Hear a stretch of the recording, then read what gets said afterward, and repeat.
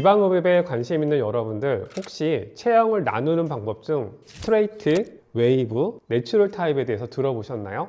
주로 OCOD 방법으로 체형을 살려주는 팁들을 소개하는 방법인데요. 저도 최근에 좀 알게 됐어요. 그래서 유심히 보다가 보니까 재밌게 설명할 수 있는 방법이 될 것 같아서 지방흡입하는 관점에서 소개해 드리려고 합니다. OCOD를 잘하면 내 몸의 장점이 드러나고 단점을 좀 감출 수 있듯이 지방흡입도 개인의 장점을 살리고 단점을 커버한다는 점에서 좀 비슷하다고 생각을 하고 있습니다. 이 세 가지 타입이 모든 분들께 딱 들어맞는 것은 아닐 거라는 거 알고 있습니다. 하지만 각각의 타입에 조금 도움이 되는 정보를 얻으셨으면 좋겠어서 오늘 이 영상을 준비했습니다. 첫 번째로는 스트레이트 타입입니다.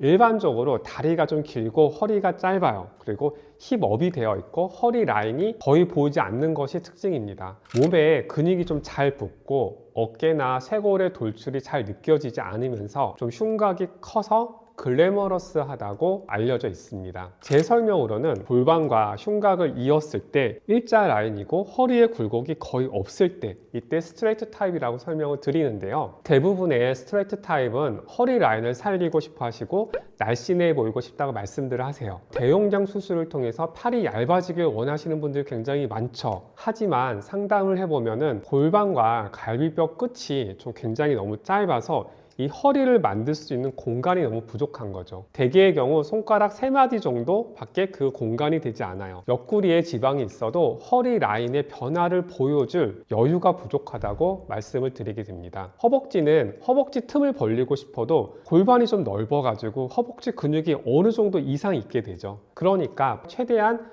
허벅지 안쪽을 벌리는 것이 좀 어려운 경우들이 있습니다. 수술의 목표는 허리 라인의 최대한 결과를 위해서 옆구리와 러브핸들 등 수술이 절대적으로 필수적입니다. 상담 때 예상 가능한 라인을 잡아드리면 제 기대보다 훨씬 더 만족하시는 분들이 많고 실제로 결과도 제 예상보다 많이 만족들 하세요. 허벅지 틈은 걸을 때 닿지 않고 떨어지게 하는 것을 목표로 하고 팔은 직각팔을 목표로 바깥쪽 지방을 좀 최대한 제거해서 스트레이트로 내리게 되고 더 글래머러스한 바디라인을 위할 때는 옆골반만 이식을 통해서 바디라인을 최대치로 살리는 것을 설명드리고 있습니다. 또한 흉곽이 앞뒤 옆으로 넓기 때문에 팔 수술할 때 이쪽 겨드랑이와 가슴 옆의 지방을 최대한 제거하는 것이 내 체격을 좀 더 얇고 슬림해 보일 수 있다는 팁이 될 수 있습니다. 두 번째로는 내추럴 타입이에요. 다른 타입보다 골반뼈의 위치가 높아서 배꼽의 위치가 좀 높게 나타납니다. 상체가 짧고 하체가 길어 보이는 장점이 있습니다. 골반과 어깨를 이었을 때 이렇게 역삼각형의 모양이 되게 돼요. 상체의 골격이 발달해서 팔의 어깨 라인이 직각이고 쇄골 라인을 가지고 있어서 승모근 보톡스의 효과가 최대로 나올 수 있는 분들입니다. 골반이 큰 경우는 거의 없어서 허벅지 틈이 최대로 벌어지는 분들이 굉장히 많아요.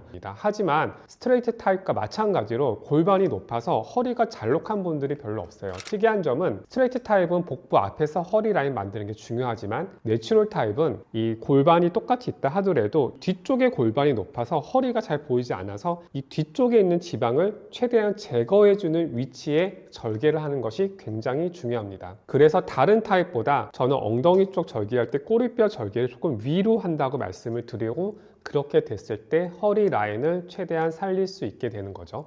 골반 이식과 윗 엉덩이, 옆골반 이식을 가장 추천할 수 있는 타입이고요. 가장 드라마틱한 좋은 결과가 나오고 있습니다. 그리고 허리 라인에 맞춰서 상체가 줄어들어야 하기 때문에 겨드랑이와 상부 등 쪽 지방이 매우 중요합니다. 마지막으로 세 번째, 웨이브 타입이에요. 허리가 가늘고 좀 긴 편이고 상체가 여리여리하고 상대적으로 하체가 도드라져 보이는 타입입니다. 골반과 흉곽을 이었을 때 이렇게 삼각형 모양이 나오게 돼요. 상체가 길어 보이기 때문에 가장 중요한 부분은 어깨와 겨드랑이 쪽 볼륨을 줄이고 다리가 길어 보일 수 있도록 무릎 바로 위쪽의 지방을 굉장히 잘 흡입하는 게 중요하고요. 옆구리 수술할 때는 허리 라인에 가장 들어간 부분을 아래쪽보다는 위쪽에서 허리가 더 들어갈 수 있게 만드는 거죠. 이렇게 신경 써서 수술해야지만 좀 예뻐질 수 있고요. 골반 이식을 하게 되면은 하체 쪽으로 중심이 모이게 되니까 하체가 더 짧아 보일 수 있기 때문에 저는 이쪽 타입에서는 추천을 하지 않습니다. 오히려 윗 엉덩이 쪽 이식을 추천을 하고요. 허리 라인의 최대치를 위쪽에서 나오게 하게 되면은 예쁜 라인이 나올 수 있게 됩니다. 그리고 상체 수술에서 가장 중요한 것은